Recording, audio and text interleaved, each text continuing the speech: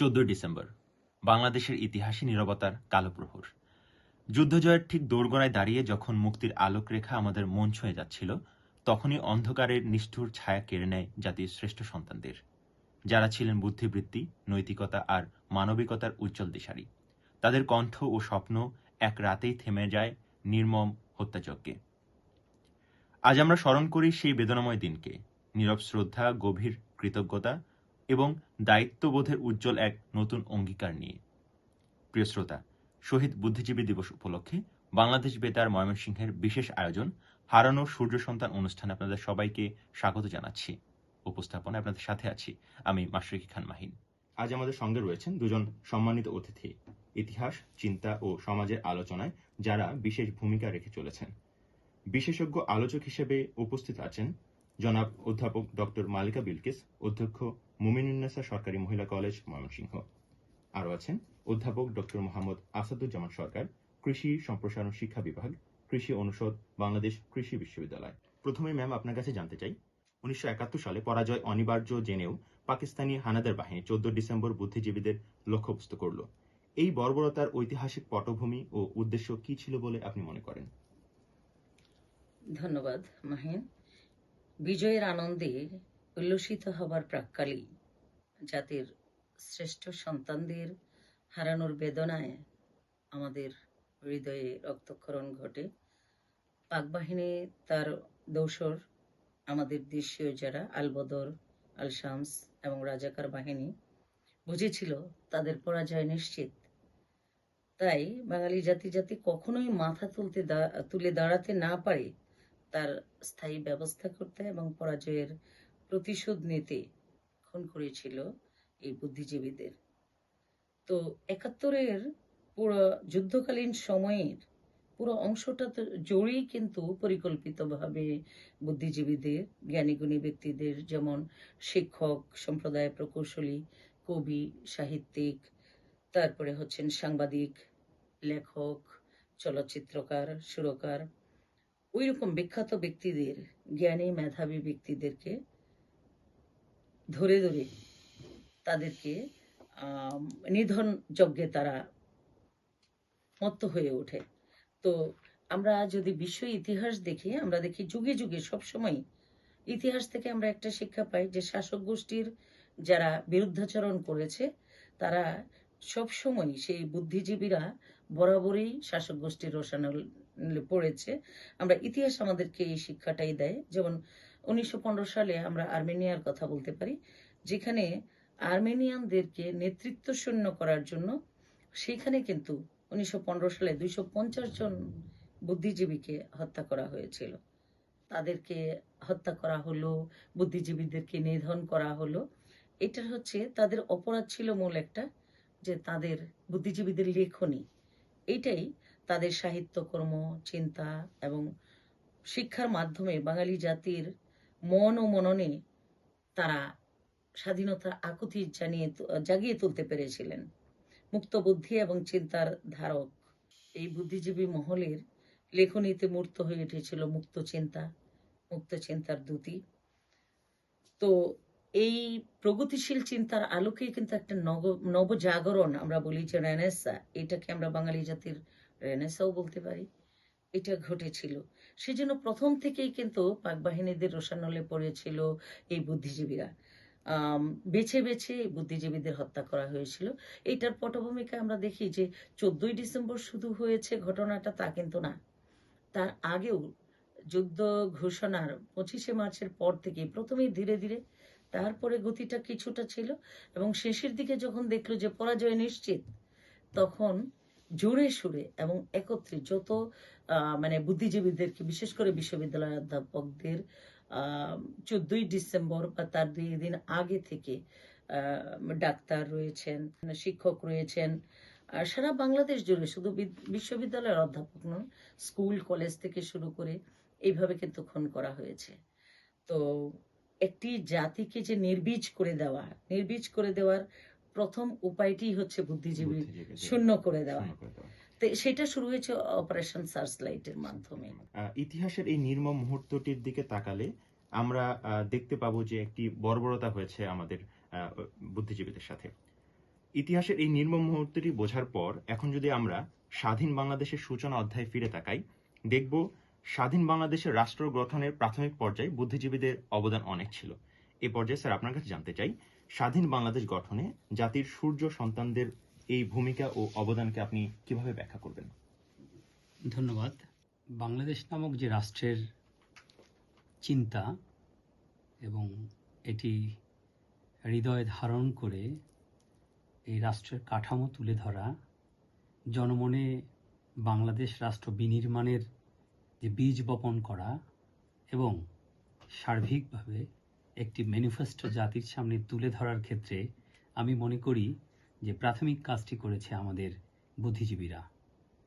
আমরা যদি দেখি যে 1952 ভাষা আন্দোলন থেকে শুরু করে 71 মহান মুক্তিযুদ্ধ শুরু হওয়ার পূর্ব পর্যন্ত এই সময়কালে আমার সহ আলোচক ম্যাডাম বলার চেষ্টা করেছেন যে আমাদের কবি, সাহিত্যিক, সাংবাদিক, শিক্ষক, গবেষক, চিকিৎসক, বিভিন্ন পেশাজীবী যারা আমাদের গুণীজন ছিলেন, তারা তাদের লেখনী, তাদের কাজ, আমাদের গীতিকার, সুরকাররা পর্যন্ত, আমাদের চলচ্চিত্র নির্মাতারা তাদের সমস্ত শিল্পকর্মের মাধ্যমে তারা এরকম একটি রাষ্ট্র গঠনের চিন্তা আমাদের জনমনে কিন্তু সৃষ্টি করেছে।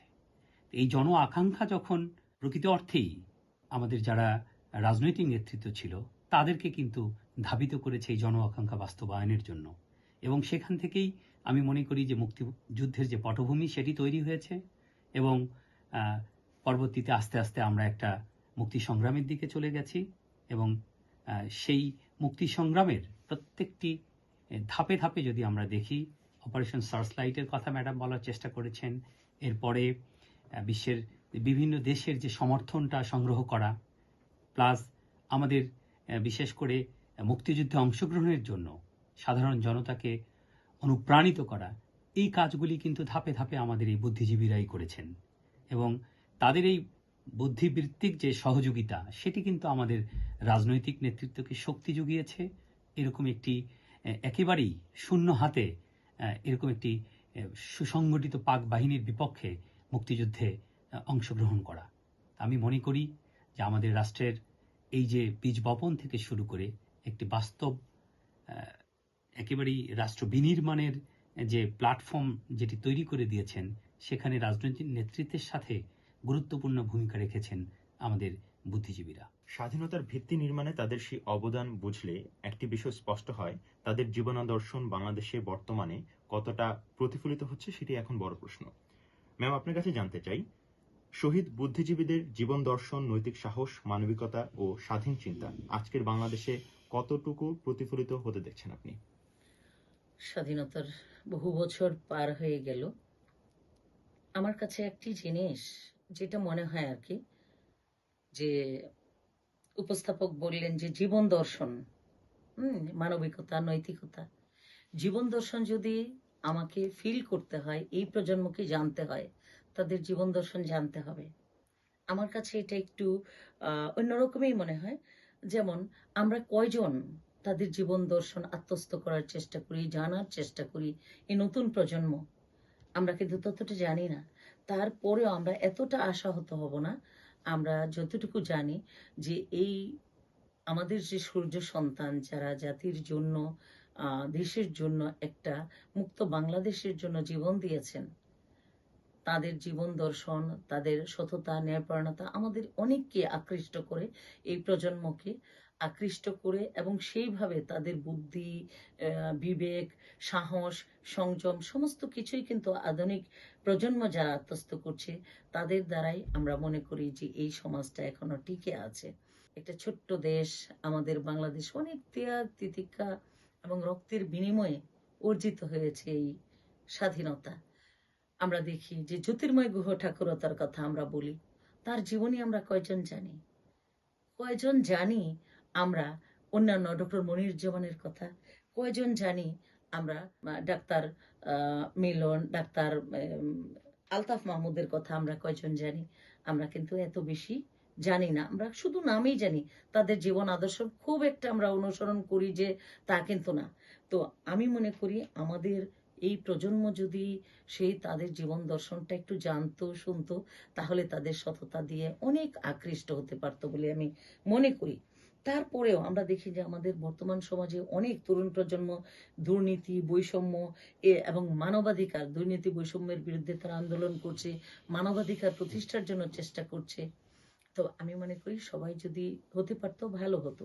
তারপরেও একটি কথা, আমাদের যারা রাজনীতিবিদ রয়েছে, আমি এখানে বক্তব্যে এইটাই আমরা বলবো, আমরা জাতি হিসেবে আমাদের দরকার আদর্শে অটল থাকা, সততা এবং ন্যায়পরায়ণতা থাকা। তাহলে আমাদের যে অতীত যারা, আমাদের পূর্বসূরি যারা ছিল, যাদের ভালো কাজগুলো এখন ভুলুণ্ঠিত হচ্ছে পরবর্তী প্রজন্মের অনৈতিক আচরণের দ্বারা, তাদের ভালো কাজগুলোও এখন ভুলুণ্ঠিত হয়ে যাচ্ছে। সুতরাং আমি মনে করি তাদের জীবন দর্শন আমাদের আরো এই প্রজন্মকে ভালোভাবে জানতে হবে, বুঝতে হবে। তাহলেই সততা, নৈতিকতা, আদর্শ নিয়ে এই প্রজন্ম গড়ে উঠতে পারবে এবং আরেকটা সুন্দর বাংলাদেশ আমরা পাবো। এটা আমার মনে হয় আর কি। নিঃসন্দেহে বর্তমান প্রজন্মের উচিত শহীদ বুদ্ধিজীবীদের আদর্শকে লালন করা। স্যার, এবারে আপনার কাছে জানতে চাই, বর্তমান প্রজন্মের এই ইতিহাসকে শুধু স্মরণ নয়, কার্যকর শিক্ষা হিসেবে গ্রহণযোগ্য করতে কোন কোন উদ্যোগগুলো গ্রহণ করা উচিত বলে আপনি মনে করেন? ধন্যবাদ। আসলে আমার সহ আলোচক ম্যাডাম কিন্তু চমৎকারভাবে বলার চেষ্টা করেছেন যে আমরা, আমাদের বাঙালি জাতি, আমাদের সর্বশ্রেষ্ঠ অর্জন আমাদের মহান মুক্তিযুদ্ধ, এবং আমরা শ্রদ্ধা ভরে স্মরণ করি বীর শহীদদের, যাদের আত্মত্যাগের বিনিময়ে আমরা পেয়েছি স্বাধীন সার্বভৌম বাংলাদেশ, পেয়েছি একটি মানচিত্র। কিন্তু দুঃখজনক হলেও সত্য, আমরা দেখেছি যে সেই মহান মুক্তিযুদ্ধের পর থেকে আজ অবধি আমরা বারবার স্বপ্ন দেখেছি এবং একটা পর্যায়ে আমরা আশাহত হয়েছি। এটি বড় কারণ হচ্ছে যে মানুষগুলি দেশের জন্য জীবন দান করেন, তারা যে স্বপ্ন, যে চিন্তা নিয়ে এই আত্মত্যাগ করেন, পরবর্তীতে যারা নেতৃত্বে আসেন, সেই চেতনা থেকে তারা অনেকখানি সরে গিয়ে শুধুমাত্র একটা ভোগবাদী মানসিকতার কারণে, শুধু আত্মকেন্দ্রিক চিন্তার কারণে তাদের যে এই আত্মত্যাগের যে মূল কারণ, সেখান থেকে বিচ্যুত হয়ে যায়।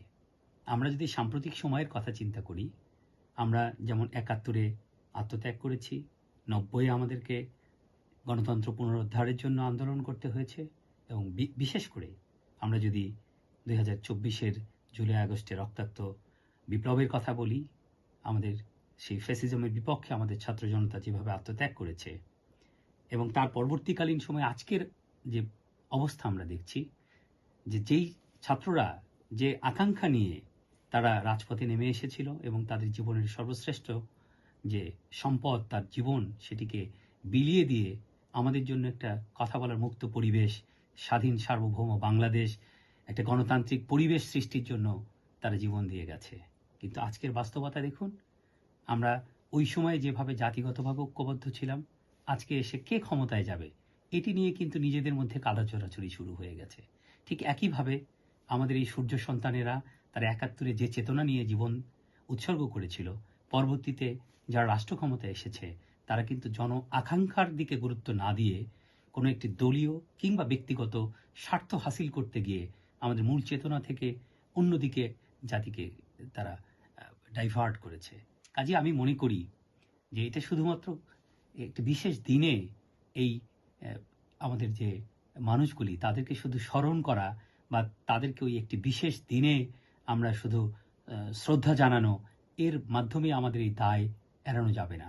আমরা যখন পর্যন্ত না আমাদের যে অ্যাক্টিভিটিসগুলি আছে, আমাদের যে দৈনন্দিন যে কর্মপন্থা আছে, রাষ্ট্রের যে নীতিগুলি আছে, এবং যে সেবাগুলি রাষ্ট্রের পক্ষ থেকে জনগণকে দেওয়া হয়, প্রত্যেকটা জায়গায় এই আত্মদানকারী সূর্য সন্তানদের তাদের যে চেতনা, তাদের আদর্শ এবং তাদের প্রকৃত অর্থে যেটি চাওয়া ছিল, সেটি যদি আমরা অ্যালাইন করতে না পারি, তাহলে কিন্তু কোনোভাবেই তাদের এই আত্মদান সার্থক হবে না। কাজেই আমি মনে করি যে আমাদের দৈনন্দিন কাজগুলিতে তাদের আদর্শ, তাদের নীতি, এটার একটা রিফ্লেকশন থাকতে হবে। তখনই কেবলমাত্র আমরা তাদের প্রতি যথাযথ শ্রদ্ধা জানাতে পারবো। নিঃসন্দেহে তাদের চেতনা, তাদের আদর্শকে আমাদের লালন করা উচিত এবং এই চেতনা আদর্শ লালন করতে তাদের যে স্মৃতিগুলো আছে সেগুলোকে সংরক্ষণ করা উচিত। ম্যাম, আপনার কাছে জানতে চাই, শহীদ বুদ্ধিজীবীদের স্মৃতি সংরক্ষণ কেন অপরিহার্য এবং এ কাজে শিক্ষা প্রতিষ্ঠান, গণমাধ্যম এবং সাংস্কৃতিক অঙ্গনের ভূমিকা কেমন হওয়া উচিত বলে আপনি মনে করেন? ধন্যবাদ। আসলে যেহেতু বুদ্ধিজীবীরা আমাদের এই একটি স্বাধীন রাষ্ট্র প্রতিষ্ঠায় তাদের যে অবদান লেখনের মাধ্যমে, কারণ তারা দৈহিক শক্তি নয়, তারা মানসিক শক্তি দিয়েই, বুদ্ধিবৃত্তিক শ্রম দিয়ে কিন্তু আমাদের এই স্বাধীনতাটা এনে দিয়েছেন। তাদের শেষ পর্যন্ত তাদের রক্তের বিনিময়ে, তাদের জীবনের বিনিময়ে তারা কিন্তু স্বাধীনতা এনে দিয়েছেন। সুতরাং তাদের স্মৃতি সংরক্ষণ, কৃতজ্ঞ জাতি হিসাবে আমাদের তাদের স্মৃতি সংরক্ষণ করা উচিত। আমরা কিন্তু শিক্ষা প্রতিষ্ঠানগুলোতে প্রতি বছর হয়তোবা 14ই ডিসেম্বর আসলে একটা স্মরণ সভা করি, আলোচনা করি। আমাদের পাঠ্যপুস্তকে এগুলো ব্যাপক প্রচার করা দরকার, জানানো দরকার। স্টুডেন্টদের সামনে আমাদের জাতীয় দিবসগুলোতে তাদের অবদান তুলে ধরা দরকার। এইভাবে তাদেরকে জানতে হবে। তার এই নতুন প্রজন্মকে সচেতন এবং মানবিক মানুষ হিসেবে গড়ে তোলার জন্য তাদের জীবনী যখন আমরা তাদের সামনে তুলে ধরবো, তাহলে তারা কিন্তু আরো উৎসাহিত হবে। যেটা আমি মনে করি এটা শিক্ষা প্রতিষ্ঠানে খুবই জরুরি এবং শিক্ষা প্রতিষ্ঠান এটা পারে। এরকম ব্যক্তিত্বদের আদর্শ যদি আমরা লালন করতে পারি, আমাদের দেশে যারা বুদ্ধিজীবী রয়েছেন, যারা চলে গেছেন এই দেশের জন্য রক্ত দিয়ে, সুতরাং তাদের অবদানটাও আমাদের প্রজন্ম যেন স্মরণ করতে পারে, সেটা দেখে উৎসাহিত হতে পারে। এই জন্যই কিন্তু সংরক্ষণ করাটা জরুরি, এটা আমি মনে করি। নিঃসন্দেহে প্রজন্মকে ইতিহাসের সঙ্গে যুক্ত করা এখন সময়ের দাবি।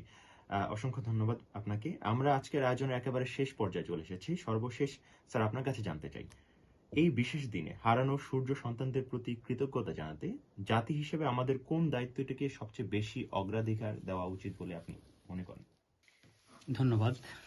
আসলে কৃতজ্ঞতা জানানো এই সমস্ত সূর্য সন্তানদেরকে, এটি খুব দুরূহ একটি কাজ। আমি মনে করি আমার উপলব্ধি হচ্ছে যে আমরা সবসময়ই আমাদের এই সমস্ত যারা গুণীজন, যারা আমাদের জন্য আত্মত্যাগ করেছেন, অতীতে দেখেছি সবসময় তাদেরকে একটি রাজনৈতিক দলের প্রতিনিধি হিসাবে পোর্ট্রেট করার চেষ্টা করা হয়েছে।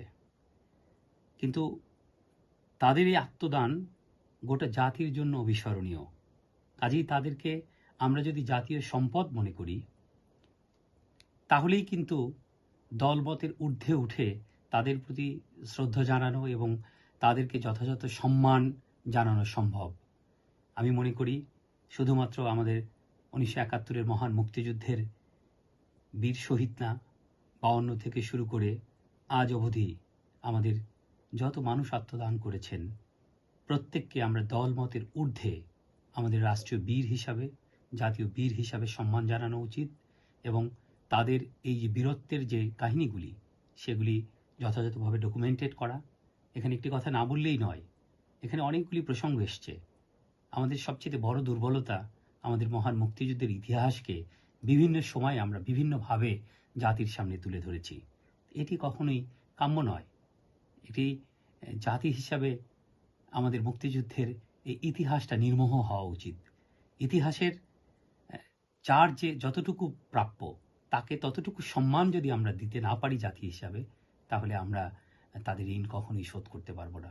কাজেই আজকের এই মহান দিনে আমাদের প্রত্যাশা, আমরা দল মত, গোষ্ঠী স্বার্থ, ব্যক্তি স্বার্থের ঊর্ধ্বে এই সমস্ত জাতীয় বীরদেরকে আমরা সম্মিলিতভাবে জাতির সম্পদ হিসাবে মনে করব, তাদের প্রতি সম্মিলিতভাবে সম্মান প্রদর্শন করব এবং তাদের যে ভালো যে গুণাবলীগুলি, সেগুলি আমরা বেশি বেশি করে চর্চা করব, যাতে করে আমাদের নবীন প্রজন্ম যারা আছে, যাদের মাধ্যমে আমরা আগামীর বাংলাদেশ বিনির্মাণ করতে চাই, তারা যেন আদর্শিকভাবে ভালো মানুষ হিসেবে, সুনাগরিক হিসেবে গড়ে উঠতে পারে, সেটি আমাদের প্রত্যাশা। ধন্যবাদ। অসংখ্য ধন্যবাদ আপনাকে। প্রিয় শ্রোতা, শহীদ বুদ্ধিজীবীরা শুধুমাত্র আমাদের অতীতের সম্পদ নয়, বর্তমান ও ভবিষ্যতের সম্পদ। তাদের হারিয়ে আমরা ক্ষতবিক্ষত হয়েছি। কিন্তু তাদের আদর্শ এখনো আমাদের পথ দেখিয়ে যাচ্ছে। জাতি হিসেবে আমরা যখনই সত্য, মানবিকতা, ন্যায় ও স্বাধীনতার চিন্তা করি, তখনই ফিরে পাই সেই হারানো সূর্য সন্তানদের আলো।